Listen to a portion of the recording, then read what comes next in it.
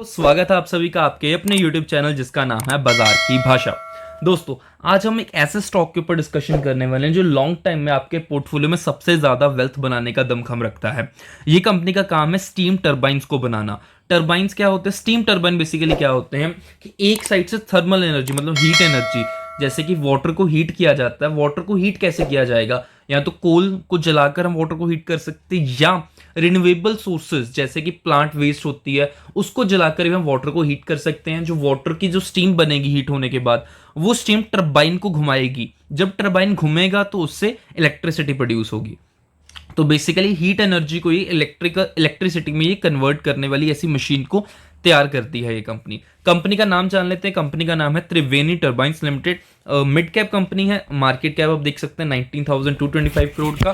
Current price 600 rupees का चल रहा है। Return on capital employed, return on equity बहुत ही ज्यादा लाजवाब है। डेट तो कंपनी के ऊपर है ही नहीं।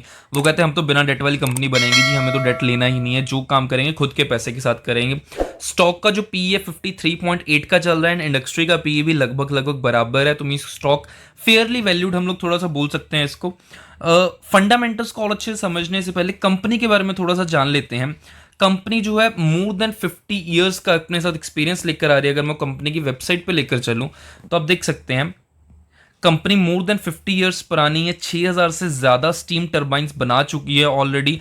80 से ज्यादा कंट्रीज में प्रेजेंट है। तो ये कंपनी गुडविल भी दिखा रहा है। कंपनी की जो एक्सपेंशन कैपेसिटी है वो भी शो हो रही है कि 80 कंट्रीज में जाना कुछ आम बात नहीं है। 20 से भी ज्यादा इंडस्ट्रीज को सर्व करती है। मीन्स जैसे टेक्सटाइल हो गया, सीमेंट इंडस्ट्री हो गया, अलग अलग सेक्टर्स की इंडस्ट्री को ये सर्व कर रहे हैं। 330 से ज्यादा इनके पास इंटेलेक्चुअल प्रॉपर्टी राइट्स हैं। तो मतलब ओवरऑल देखें कंपनी का जो काम है वो तो बहुत ही ज़्यादा अच्छा है। अगर इसका डिटेल में हम लोग स्टडी करें, आप यहाँ पर देख सकते हैं कंपनी का जो प्रोडक्ट पोर्टफोलियो वो 3 प्रोडक्ट्स में डिवाइड किया गया है। Industrial steam turbines, renewable power turbines and after market service. अगर इसको डिटेल ईजी लैंग्वेज में समझना हो, इंडस्ट्रियल स्टीम टरबाइंस का जो बड़ी बड़ी इंडस्ट्री में टरबाइंस यूज होंगे। फिर इन्होंने नया कंसेप्ट लेकर है renewable power turbines. Renewable power turbines मैंने आपको बताया कि जो टरबाइन को चलाने के लिए वाटर को हीट करना पड़ेगा। अगर हम वाटर को हीट कर रहे हैं इन प्लांट वेस्ट के थ्रू या फिर किसी भी रिन्यूएबल चीज को जलाकर, लकड़ी को छोटा सा लकड़ी को जलाकर, वेस्ट लकड़ी को जलाकर हम लोग अगर पानी को गर्म कर रहे हैं तो वो किस में आएगा? रिन्यूएबल पावर टरबाइंस के अंदर।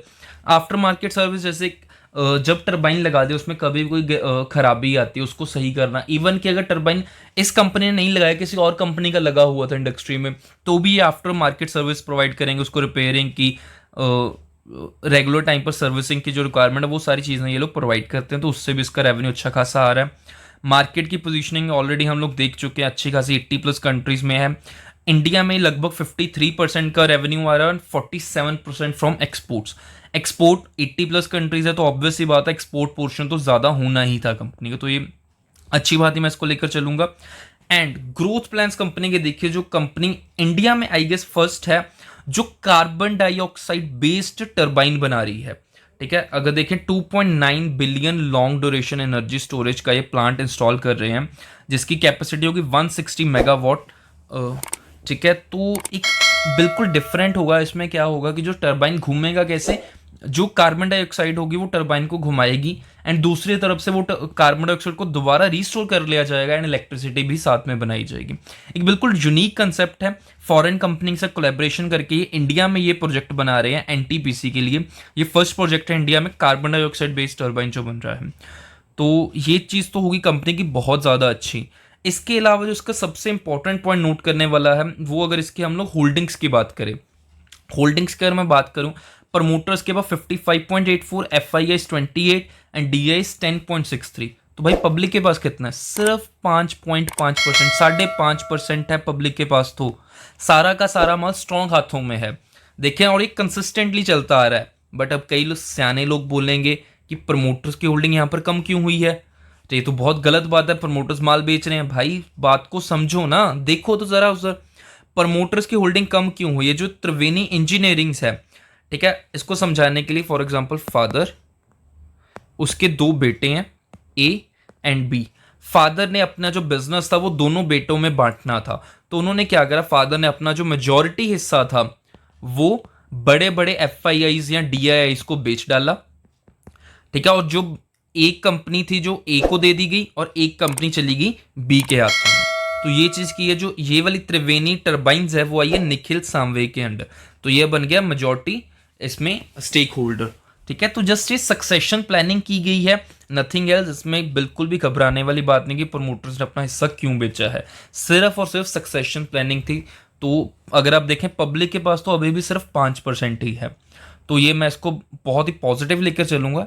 प्रॉफिट एंड लॉस की बात करें, अच्छा खासा कंपनी प्रॉफिट भी अर्न कर रही है। अगर आप रिटर्न ऑन इक्विटी पिछले 10 सालों में देखें 25% की है, बहुत ज़्यादा अच्छी बात है। ईपीएस भी कंसिस्टेंटली ग्रो कर रहा है, I like that point. And अब देखिए हर चीज़ कंपनी में अच्छी तो हो नहीं सकती, उसमें ज़रूर कुछ ना कुछ कमियां होंगी। ठीक है, तो इसके लिए हम इसके कॉन्स एक बार ज़रूर देखेंगे। कॉन्स अगर देखें तो प्राइस थोड़ा सा बताएं 16 टाइम्स की बुक वैल्यू पर चल रहा है। I don't take that as much negative. ठीक है, मैं उसका रीजन आपको आगे जाकर बताऊंगा। प्रमोटर्स की होल्डिंग डिक्रीज हुई 11.9%, मैंने आपको पहले ही एक्सप्लेन कर दिया वो क्यों हुई है, तो I don't think this is a cons. Main 2 point है, डेटर्स डे इंक्रीज हुए हैं, वर्किंग कैपिटल का वर्किंग कैपिटल के डेज इंक्रीज हुए हैं। सर डेटर डेज इंक्रीज होने का रीज़न ये भी हो सकता है कि कंपनी बहुत बड़ा प्रोजेक्ट्स बना रही है यूएस के अंदर भी, बाकी फॉरेन कंट्रीज के अंदर भी, तो डेटर्स डेज इंक्रीज हो जाते हैं as a capital intensive industries के अंदर। तो हाँ थोड़े बहुत नेगेटिव हैं, बट इतना मेजर कोई नेगेटिव पॉइंट नहीं मैं इसको कंसिडर करूंगा। बट हाँ इसकी अगर कंपनी की मैं आपको प्रेजेंटेशन पर लिख रहा हूँ, इन्वेस्टर प्रेजेंटेशन के ऊपर, तो इसमें एक बहुत इंपॉर्टेंट पॉइंट यहाँ पर है। आप इसको screener.com की वेबसाइट पर ही निकाल सकते हैं इन्वेस्टर प्रेजेंटेशन को। मैं आपको एक पॉइंट दिखाता हूँ। ये जो कंपनी है 100 मेगावाट से कम वाले जो टर्बाइन्स होते हैं उसको प्रोडक्शन उनको बनाने का काम करती है। एंड अगर उसको देखें पिछले 10 सालों के अंदर ये जो टर्बाइन्स की इंडस्ट्री है, ओवरऑल इंडस्ट्री में गिरावट देखने को मिल रही है, डिक्लाइन चल रहा है ओवरऑल, जहाँ पर त्रिवेणी काम कर रहा है। तो ये बुरी बात होगी, बिल्कुल हाँ जी बुरी बात है। बट मैंने आपको बताया था त्रिवेणी बहुत ही ज़्यादा स्मार्ट मैनेजमेंट के साथ काम कर रही है। आपको मैंने बताया था उसका 3 सेगमेंट थे, एक था रिन्यूएबल टर्बाइन्स का। तो अगर आप देखें तो share of thermal renewable fuels is increasing from 42% in 14 to 73% in 2024।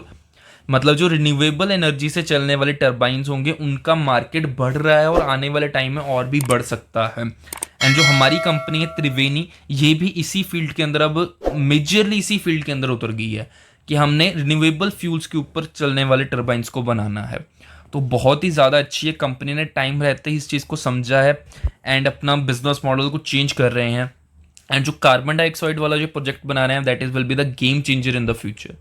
And more over इसके टेक्निकल्स की हम बात करें, इसका चार्ट में अगर आपको दिखाऊं तो अपने स्क्रीन पर देख सकते हैं। तो त्रिवेणी का चार्ट है, काफ़ी गिर चुकी है कंपनी ऑलरेडी अपने हाई से, आप स्क्रीन पर देख सकते हैं यहाँ पर। जस्ट अ सेकेंड, या मैं अगर आपको इसकी गिरावट दिखाऊं तो लगभग 886 के लेवल, 880 के लेवल से ये कंपनी गिरकर ऑल टाइम लो बनाया था इसने 454 का। लगभग 50% कंपनी गिर गई थी, बट यहाँ से अब रिकवरी चल रही है इसकी। अगर मैं इसको डीकोड करूँ सिंपल लैंग्वेज में, not going in deep technicals, तो अगर आप देखें तो कंपनी पहले गिरी, मैं आपको पेंसिल की मदद से समझाऊंगा। कंपनी पहले यहाँ पे बढ़ रही थी, बाद में कंपनी गिरी एंड अब ये कंसोलिडेट करके ऊपर की तरफ ब्रेकआउट लेने की कोशिश कर रही है। ठीक है, कंपनी पहले बढ़ी, गिरी, कंसोलिडेट हुई एंड अभी ऊपर की तरफ ब्रेकआउट लेने की कोशिश कर रही है। I think so long time में एंड इवन कि थोड़ा सा शॉर्ट टर्म में अगर हम बात करें तो अच्छी खासी रिटर्न इसमें देखने को मिल सकती है। हाँ बट एक चीज़ ध्यान रखिए, कोई भी अगर आप शेयर बाय करते हैं तो प्लीज़ उसको थोड़ा सा उसको 6 मंथ से लेकर 1 ईयर तक का टाइम ज़रूर दीजिए। ठीक है, अगर आप कहेंगे कि मैंने आज शेयर बाय करा विद इन 1-2 डेज मुझे प्रॉफिट नहीं आ रहा, तो आई एम रियली सॉरी कि आप गलत जगह पर, आपको स्टॉक मार्केट में नहीं आना चाहिए। आप क्रिप्टो ट्रेडिंग कर लीजिए, F&O कीजिए, बट आपको डिलीवरी के अंदर स्टॉक्स नहीं तब बाय करने चाहिए।